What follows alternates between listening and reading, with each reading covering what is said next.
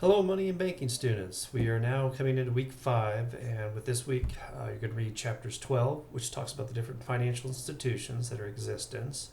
In fact, in the forum discussion, I asked you to kind of post at least 2 financial institutions that you belong to, something that you like about these financial institutions, what's the nature, what do these financial institutions do, and then also how are they doing financially? Are they in a pretty strong position, or they are maybe they're not doing it quite as well. So I gave some examples out there with like Bank of America and Wells Fargo, whose profits, or I should say, they're probably trying to scale back a little bit after rapid expansion.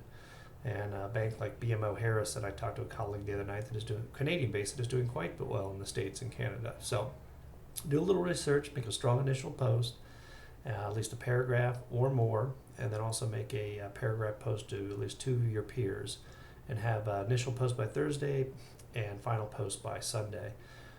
Also in chapter 13, you're going to start looking at how banks make profit. You'll start off with a net worth statement. You have to remember again that banks' liabilities are your deposits. It's your money, and their assets in the form of loans or securities that they invest in. And they have to balance those things. They have to look at the potential of interest rate risks, that interest rates rise, and if their portfolio is at a low interest rate, which for some banks this could happen as interest rates possibly rise in September. The Federal Reserve raises rates. That means that their portfolio is worth less on the balance sheet as interest rates go up. So it's that inverse relationship that we learned that with bonds.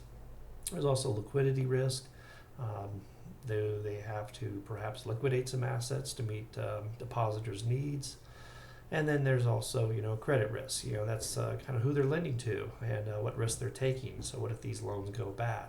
As we see in Greece right now, the creditors probably don't have much recourse if things go bad and they don't figure out a solution to the crisis over there. So I'm going to keep it brief this week. I will be traveling a little bit this week, so I'm going to post this early. But I will talk to you online, and otherwise have a great week. Take care.